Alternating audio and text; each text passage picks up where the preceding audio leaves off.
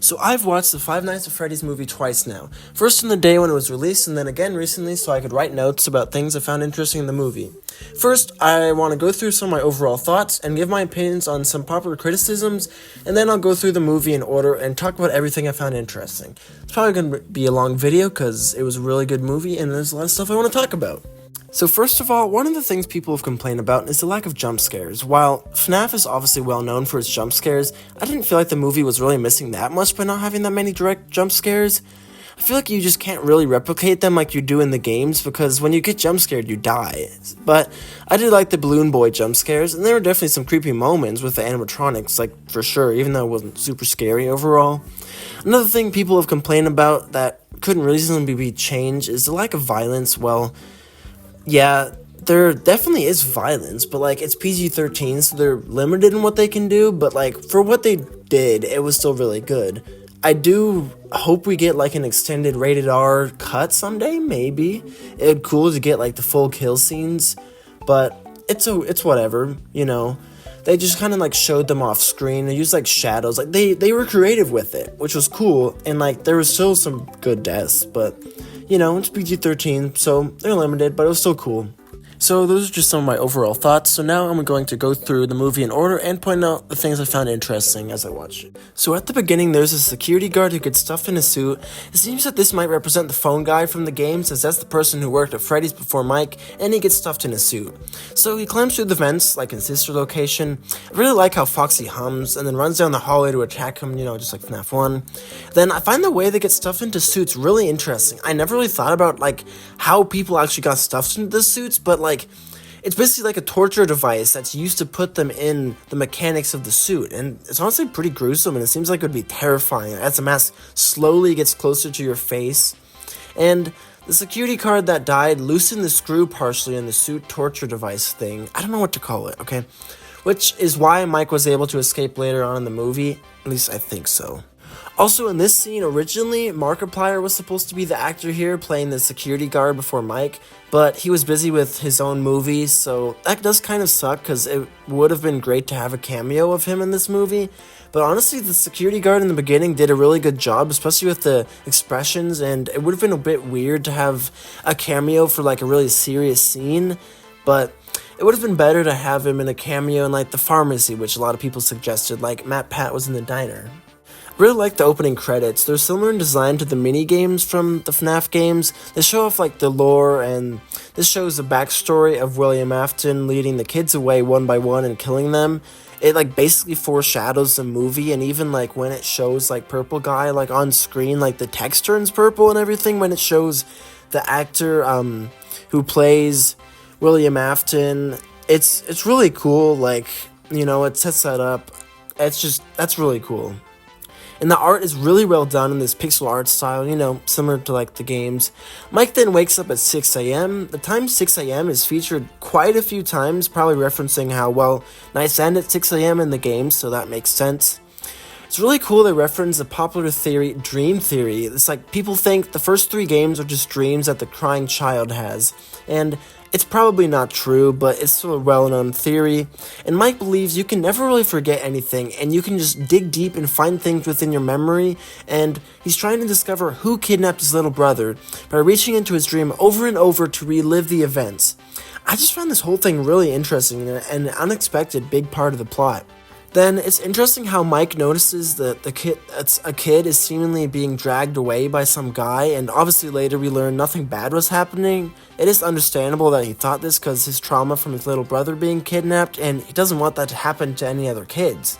And to be fair, they did look kind of suspicious, so while he definitely went way too far in pushing him in the fountain and beating him up, all that, you know, he just made a mistake. But him being fired from his job does set up needing to take the job at Freddy's later, so yeah, that's just how the movie works. And then in the next scene on the security camera, we actually see the date is April 6, 2000, which is interesting that it doesn't take place in the 80s when the restaurants first opened, but instead long enough after the restaurant is closed and abandoned, but not too far in the future either. Matthew Lillard, I will say, probably the best actor in this movie. It interesting how he disguises himself as a career counselor while he's also William Afton, and this is how he lures people to Freddy's. He's a great voice too. I do wish we had more screen time, but like, even when he wasn't there, he was so crucial to the plot in different ways, and I'm sure in the next movie he will be there again, because he always comes back, you know.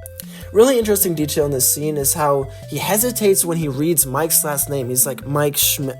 Oh. And then he like looks at his face, you know? People have speculated the reason this is why is because he kidnapped and probably killed, kidnapped and killed Mike's little brother Garrett a long time ago, and he would likely recognize the same last name, and then that's the reason he stares at Mike for a little bit.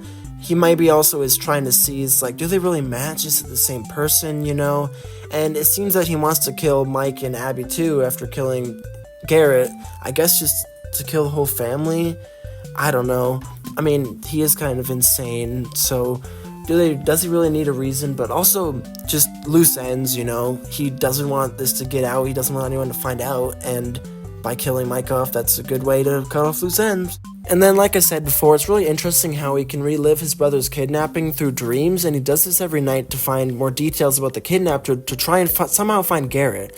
I'm sure this was really traumatizing for him, honestly. Like, he blames himself still, but it's really not his fault. Although, an odd detail, why would William Afton kidnap a kid in a different state, Nebraska, before moving to whichever state this movie takes place in? I think Minnesota. I heard it's like 9 hours away, so that's kind of weird. There's probably some details that are missing. Hopefully in a sequel movie, we'll get more details about the kidnapping and like why and how it happened, because there are still quite a few loose ends we don't really know, but that's what a sequel movie's for. Also, I wanted to add this in real quick after originally writing the script. So there's some strong evidence that Mike's dad is actually Henry Emily, as there's a person working on a robot in the training tape in the background that looks like his dad, and this could explain why William Afton would go so far to kidnap Garrett. He wanted to get revenge on his old business partner. Plus, this would explain William being familiar with Mike's last name and hesitating. And you would question that since it's Henry Emily is what we know him as, so why would it be Schmidt? It is possible, since he's usually just referred to as Henry. The only reason we assume Henry Emily is because Charlotte Emily, but it's possible that could be her middle name, as I've seen some theories online, and maybe their last name is actually Schmidt, so it would be Charlotte Emily Schmidt and then Henry Schmidt, because almost always Henry is referred to as just Henry, and the Emily could be a middle name. Maybe a bit of stretch, I don't know, but I think it's definitely quite possible, and this could explain some of this. Also, I think maybe Garrett could be like a parallel to Charlotte in the games, being one of or the first kill by William Afton, and it also involves a car, and this would give Henry the motive to try and stop William. Also, maybe more likely than that, Abby could be a parallel to Charlotte Emily, as she's just like the puppet in the way she sees the animatronics as more than just killer robots, and she sees ghosts as well. She wants to help the animatronics and get back at William Afton by revealing the truth of what he did to them. Plus, the Ella doll she almost gets stuffed into, or not a doll in this is a Springtrap suit now, but that's besides the point. That was made for Charlotte Emily originally. Anyway, I don't really have a specific conclusion for this theory, but it's just something to think about, and I think it's quite possible, and I'm sure this is something we'll get more info on in the next movie. The lawyer guy, aka Doug, he's really funny. I've seen so many memes about him on TikTok, and I really wish he had more screen time, but he's such a great just like background or side character. His expressions, always looking confused and like he doesn't belong there. He was so awkward looking, very funny.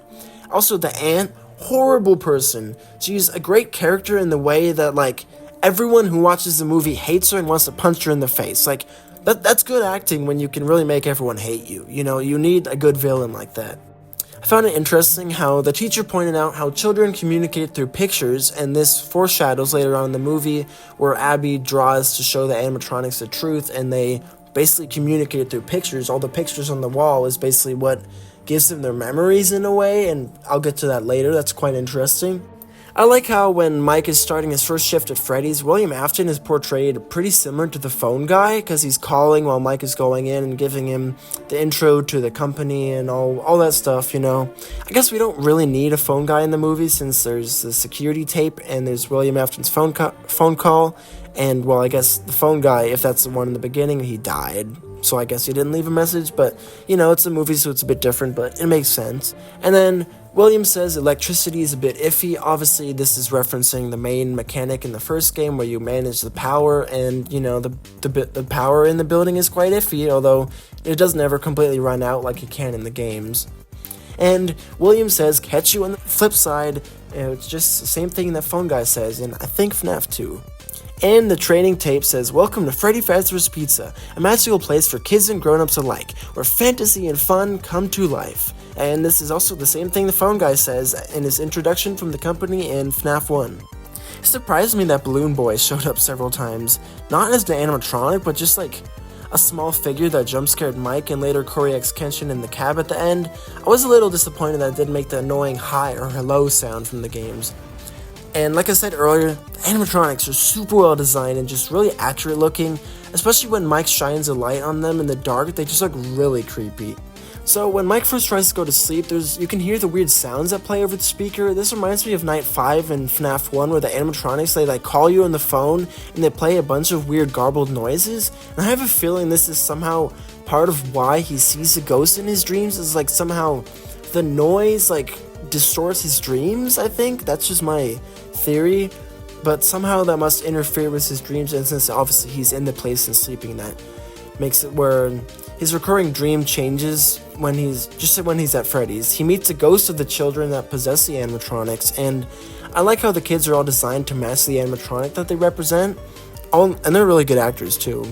And then next up, the diner scene. This was an awesome scene. So first of all, the diner is named Sparky's, which references a really popular FNAF 1 hoax of a dog animatronic named Sparky that was apparently hidden in the back, but wasn't actually. It was a big hoax. It's very popular. And then of course there's the MatPat cameo. That was so awesome. It made sense to have him in this movie since he's such a large part of FNAF, and this is really the perfect role for him. Nothing too serious, and it works really good as a cameo. Also, Doug's reaction here when Mike's aunt says they aren't eating is so funny. I feel so bad for him. Like, he just wants food, and he's like, no, we're not eating. Like, come on.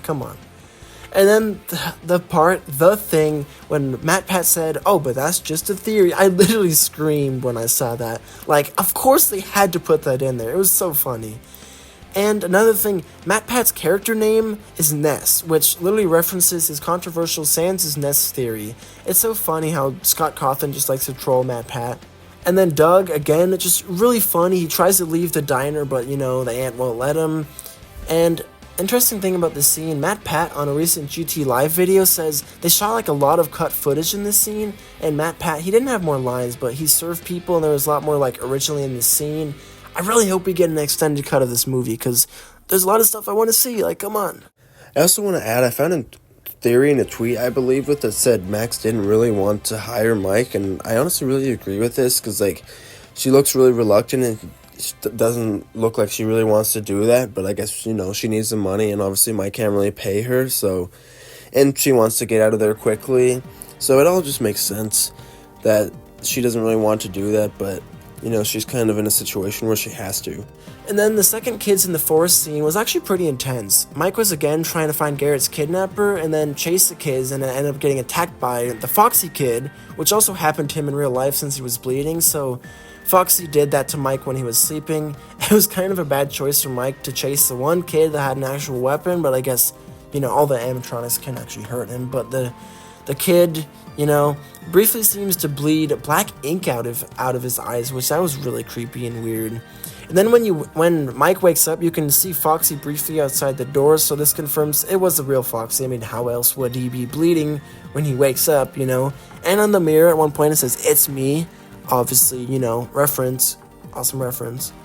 And then, it's quite interesting how the police officer's name is Vanessa. Like, it's the same name as the character from Security Breach. I really didn't expect we'd get anything from, like, that new of FNAF, because, like, it seems like it's mostly the first game and, like, the first few games, kind of, but that's cool, It's probably not a coincidence to choose the same name as an already existing well-known FNAF character, and she looks similar in the games that she does in the movies, so.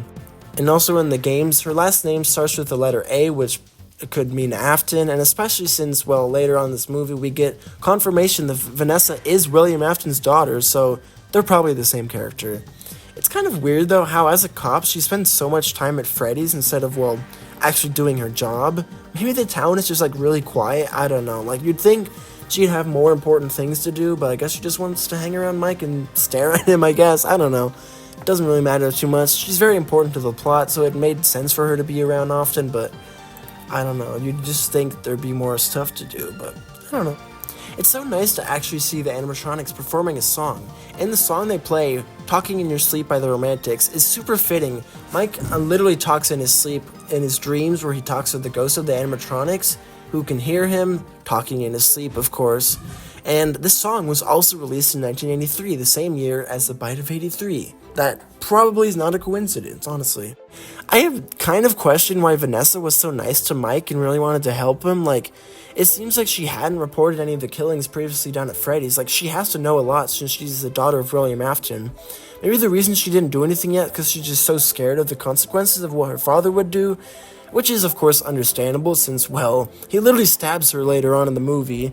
But it is a bit weird how it's just Mike specifically that she helps, but she'd probably seen a bunch of previous security guards at Freddy's before, who of course died, and maybe she knows about Mike's brother, Garrett, being taken by her father, and she wants to help him out since she feels bad. It's possible that is true since she did get Garrett's plane as a child, so it could be likely that she knows.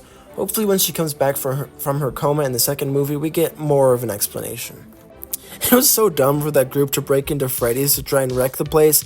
I know they were trying to make Mike look bad, but realistically, like, he wasn't even there. Like, I guess they wanted, the idea was like, oh, he left it unlocked, which he didn't even actually do because they broke in another way, but still, like, they wanted to make him look bad, but he cleaned it up anyway, so it didn't really make a difference. They're just being dumb. I guess they didn't really know about the deadly animatronics, but, like, they all got killed, and that was just karma for their dumb decisions, honestly. Also, interesting thing, this was during the day with the animatronics, like, they still moved and they were violent, but also, like, yeah, if some strangers are wrecking your house, like, I understand that, you know? I like how here you can see Chica walking in the back before actually attacking Carl in a bit with a cupcake. This scene was pretty suspenseful when he opened the fridge, then he didn't see anything, oh, then he suddenly saw the cupcake. Chica is really creepy, honestly, and it's kind of funny how the cupcake ended up being, like, so deadly, like, it basically completely mauled Carl's face as he screamed of terror. And it was really creepy when Hank saw Chica through the window, and then Chica, like, looked over at him and squinted her eyes. Like, that really freaked out Hank, and, like, Chica was just like, oh, I see you, oh, you're next.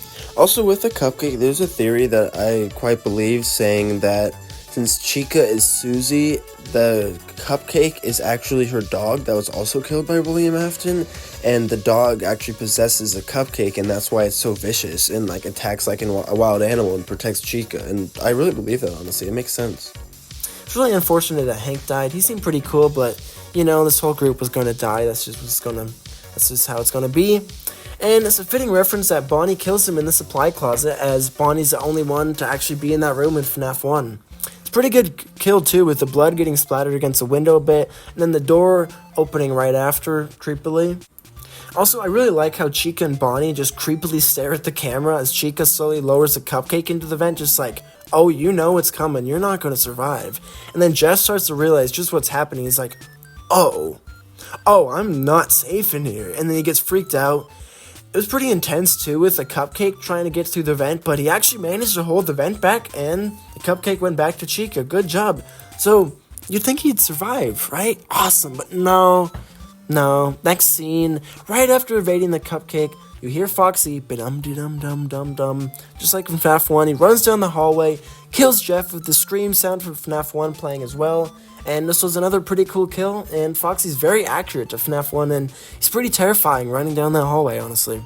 And then next up, Max. I kind of wonder, how was Max able to see, like, the kid that ran away? Like, it's obviously not a real kid, I don't think? Maybe somehow the animatronics made a vision to lure Max to Freddy, like, I guess that's the spirit of Freddy, something like that, trying to lure her to the parts and service room, you know? I don't know. It's pretty dumb of her, honestly, to just blindly follow a kid. I guess she was curious or maybe worried about the safety of the child, even though it's probably not real. Even stupid of her. Why did she go up to Freddy? She got a chair, put her head up to Freddy's mouth. Like, what did you think? You're putting your head up to an animatronic's mouth. Why would you do that? Like, she thought a kid was inside, and I guess it's technically true since either the ghost or the corpse of the kid is inside, but she didn't know that. Kill's really cool though. Freddy literally bites her and chomps her body in half, just like falling to the ground. That was quite unexpected, and I wish we could have seen this more clearly, but again, it's PG-13, they could only show it as a shadow on the wall, and it was still really cool though, and I'm sure literally everyone when watching this went, was that the bite of 87? Obviously not, but you know, it's a pretty good bite. Also, I questioned how she was actually able to see the ghost or the kid, and I thought that was really weird. And I found this tweet that, another theory I really agree with, I think it makes sense, saying there's like an unspoken rule that basically ghosts can be seen when and if they want to be seen, so that is why she was able to see the ghost, because Freddy wanted to lure her in, and he knew by showing up as a ghost, she would be curious and follow the kid, and so I guess they don't really explain that, but I guess that makes sense since the ghost just chooses to be revealed, and that's also why Abby earlier is able to see the ghost in her house, is because they choose to show themselves to her. And that's also later when Golden Freddy shows up, she actually sees the kid, and I guess that makes sense. They don't really explain that specifically, but, you know, I guess if that's an unspoken rule, that does kind of make sense, and I like the theory. It's pretty nerve-wracking that when Abby left the security office and went to go play with the animatronics, it's really interesting how they're calm with Abby and they befriend her. Like, I mean, if you think about it, they haven't seen any children for a long time, and they just want other children to play with. Like, I really like the concept how, like, the animatronics are okay around children, but it's adults that they lash out at, probably because, well, William Afton, you know, killed them and all that. Like, similar to, like, the Banana Splits movie, it's like, they're okay with the children. Like, they like the children, they don't want to hurt the children, although they almost do for Abby, but like in their mind they're saving her because they want her like forever. They want her to be one of them, but like they don't want to hurt the children. You know, the adults is who hurt them in the first place. So I've always found that concept really interesting. And especially when Abby started screaming, that was scary because, like, I mean, it would just really suck if she died. Mike was just so terrified. It's like all the animatronics were just like gathered around her, but really they were just tickling her, like, really, wow, okay. I mean, I'd be terrified too, because, like, he really doesn't want to lose Abby. And it's interesting, they don't try to attack Mike since they recognize that Mike is Abby's brother, so they just kind of stare at Mike, which is just very creepy. And then pictures, again, like the teacher said earlier, are very important to the story, just like how the teacher said that children communicate through pictures, and the animatronics, they're really just children, and Abby is able to truly communicate with them, and that's why they like her so much. There was the fort building scene. This was such a funny and goofy scene, honestly. Some people complain about this, but really, it just makes sense. Like, the animatronics, they're children. Remember, you have to keep that in mind. Of course they would want to build forts with Abby. They see a real child for the first time. Yeah, of course they're going to want to make some forts. Like, that just makes sense. And another thing, this could have possibly been used to lure in Abby and Mike by making them feel safe. Oh, we're not going to hurt you. See, we're building forts. We're fine. We'd never hurt you. And doing this makes them feel more safe around the animatronics, I guess, so they could try to stuff them in the suits later. I think it's a bit of both, and this was a really funny and interesting scene, and unexpected for sure. Also, in the parts and service room, it's really interesting how they chose Ella from one of the FNAF books to make into a Springlock suit for some reason. This was an unexpected reference, and it was originally a doll, but for some reason it's an animatronic. It's really small, too. I guess a little kid could fit in there, maybe, but I don't know. It's a Springlock suit now for some reason. It was a pretty crazy twist how Mike finally ended up finding his little brother in his dreams, but like the animatronics, they wanted to make a deal. So they wanted Abby, because they hadn't seen a child in so long, they wanted her to become one of them. And Mike initially accepted, because like he'd spent so long chasing his little brother this whole time. Finally, he was so close, and then he could actually spend time even in his dreams. It was better than before, but then right after he did that, he realized he needed to move on. Like, it's in the past, and what really mattered now was Abby, and he really needed to fully focus on her and care for her, and he realized that the deal he made was a mistake. He didn't want to give up Abby. Abby was who was really important, and I think William Afton was somehow influencing his dreams or memories, because like even his family members in the dreams are telling Mike to give her up, but I don't know, like he really realized that he needed Abby, and like he couldn't just trade Abby for a memory. He needed to just live in the present, and that was just really cool.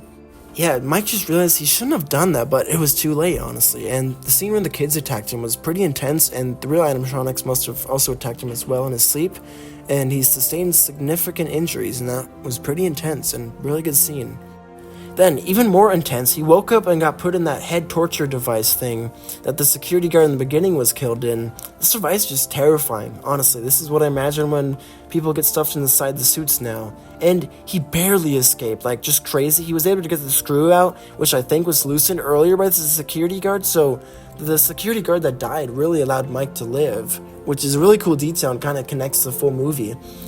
And this was just a really good scene. It was really scary with a lot of tension, even if a lot of the movie wasn't that scary. I will say, after this, it was kind of random how Golden Freddy just like showed up out of nowhere at the house to bring Abby to the restaurant. It was interesting also how they showed the kid. This must have somehow been like a vision or something to lure Abby, because like the real kids are inside the suits, so I don't really know how that works. And it was pretty cool that Golden Freddy killed the ant, although I wish we could have seen it.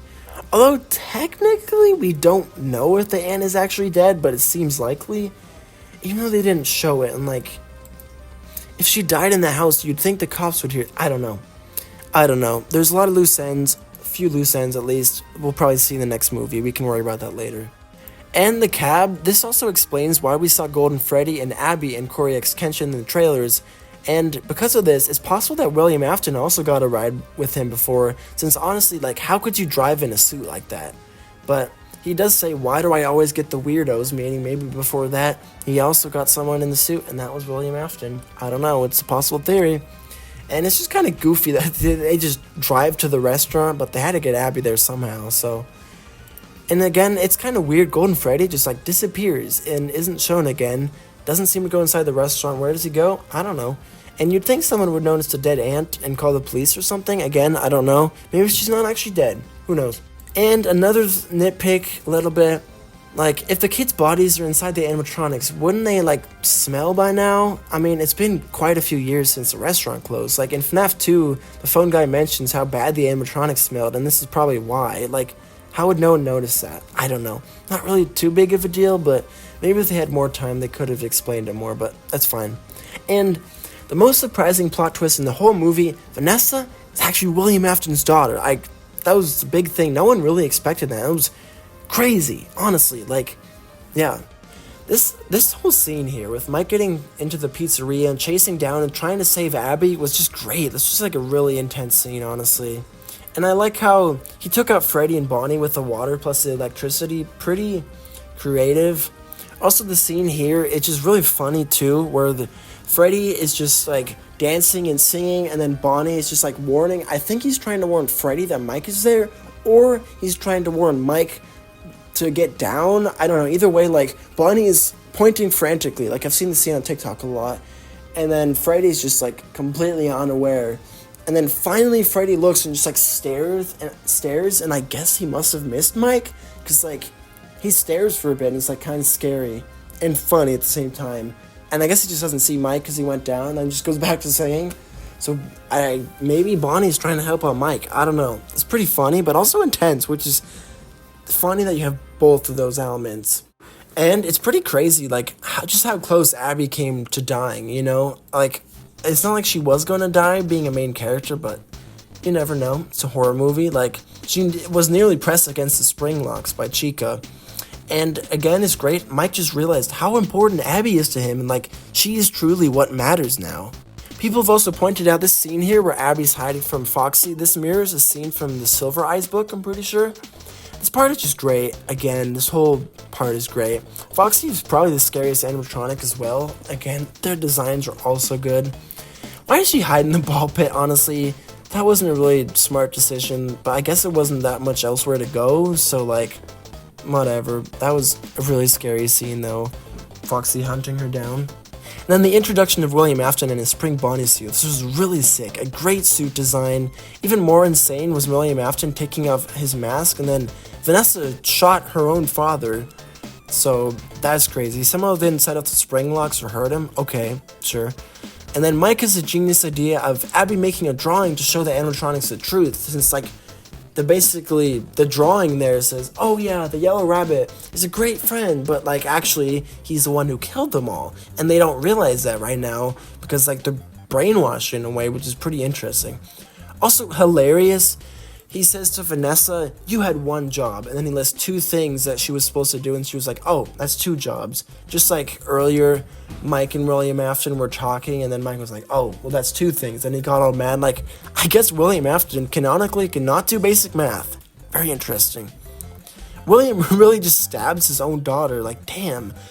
But, like, you can actually see some remorse in his eyes, and, like, he kind of regrets what he does. He's like, oh, I really just did that? My own daughter? I stabbed her? Wow. But, like, it's just great acting. He's a great actor and just adds more to his character that he's not just, like, this selfless killer. Like, he does feel for his actions, and he's like, wow, maybe I shouldn't have done that. And then I just love how the animatronics just turn on William Afton. This whole part of the movie, which is really great. I've said so much. There's so many just crazy moments. This whole thing was just crazy. And of all things, it's the freaking cupcake that sets off the spring locks. Like, it really did end up being the deadliest animatronic, I guess. And then William, of course, he says his iconic line, I always come back, which in the context of this movie, I guess, well, he will come back. I mean, he kind of has to, I guess, as a ghost, unless his body somehow survives like it did in the games, but who knows, like, it's FNAF, kind of anything can happen, honestly. And he bleeds out on the ground. Well, they don't show the bleeding, but you know what I mean. The back of the restaurant, just like the games, and the animatronics, they take him back. Abby, Vanessa, and Mike, they all leave as the whole restaurant collapses. And again, it's just an intense and just great scene. I just need to add one final theory here that I found on Twitter before I wrap this video up. So this explains why we don't see Golden Freddy after he arrived with Abby at the restaurant. Although now that I'm thinking about it, Golden Freddy shouldn't be able to move, as like in the games, the Golden Freddy Springlock suit, it was left in suit mode, which is why we always see him slumped over on the ground and we never see him move. So I guess somehow in the movie Golden Freddy was put into animatronic mode. Like, it must be, since clearly he can move, and he does move, like when we see him walking in the house and walking into Freddy's. But I do like this theory that he controls the place, and he's of course influenced by William Afton, like all the animatronics. And then after finding out the truth, he wants to torture William Afton. And this explains why the only kid that's still watching William Afton as he twitches on the ground in the back it's the ghost of Golden Freddy. He wants to torture him, you know? And this is quite similar to Ultimate Custom Night, where William Afton is basically in hell and he's being tortured by Golden Freddy forever, since he's like the vengeful spirit. And if you watch Game Theory, you know what I'm talking about. Like in Ultimate Custom Night. And yeah, this is just another theory to think about, and I definitely think that Golden Freddy is very important to this story. Like, come on, he wouldn't just be the way to get Abby to Freddy's, you know? Like the theory says, he probably was able to make the place collapse since he wants to make William suffer, and maybe we'll see Golden Freddy come back in the second movie. I don't know, we'll see. Yeah, and after all that insanity, it's nice just seeing them going back to life as normal. Abby's getting a lot better at school, that's great. Only weird thing is, I mentioned this a little bit before, they never really mentioned if police were called or anything happened because of the death of Mike's aunt, Max, or any of the other people that broke in, because they're all missing now. People must know that. Like, they just disappear and, like, you don't notice anything? I don't know. I'll just assume, like, stuff happened off screen, since there was probably a lot of cut scenes that maybe showed some of these things, and again, I just wish the movie was longer. But yeah, it's great that Vanessa survived. I mean, she got stabbed, but she's still alive, so that's good. Hopefully she's back in the next movie, and maybe she can help them out more. But a possible theory, maybe she somehow gets brainwashed by her dad, and then she becomes evil and is a new antagonist, like in Security Breach with the bunny suit. I don't know. It's just a theory, you know? A game theory. Sorry, I had to. Or I guess technically a film theory because it's a movie, but you know what I'm saying. And finally at the end, Mike implies that maybe they might visit the animatronics again, saying you never really know what happened, so I bet most likely there will be a second movie. I mean, this movie's already really successful. Also, I like the face Mike makes when Abby asks him about going back. He's like, I just almost got killed from there. You want to go back? But, like, of course, you know, they're her friends, so, like, she misses them, and that makes sense. And then finally, the mid-end credits scene was just really funny. Like, how did Balloon Boy even get in the car? Did Balloon Boy open the car door? I don't know. It was really unexpected, too, that we saw the Balloon Boy, like, 3 times throughout the movie, and it was one of the only actual jump scares, too, because, you know, it doesn't kill you. Not a bad thing, though. Balloon Boy is just really funny. yeah, so anyways, I went on for quite a while. There's just so much to talk about. It's just such a cool movie. That's everything I thought about the movie. I thought it was amazing, honestly. If you agree or disagree, let me know in the comments. Give me your opinion on this movie. What score would you give it? Personally, I'd give it a 9.5 out of 10 because it was definitely better than the Banana Splits movie, which I also really enjoyed, and I gave that a 9 out of 10 because just how intense that was and just how great that was. Maybe I'll talk about that movie some other day. But yeah, this was just an amazing movie. Just for how much I enjoyed it and how entertaining it was, I had to give it like a 10 out of 10 or 9.5 out of 10. But rating scores, they don't really matter that much anyway. I just think of them as a fun thing, you know. It's like, how much did you like this? I'm not going to get upset at people not liking it. Critics don't like it. I don't care about critics, you know. The fans is where it really matters. I just enjoyed it a whole lot. Yeah, hopefully you enjoyed it too, and hopefully you enjoyed this video. Bye, and see you in the next video.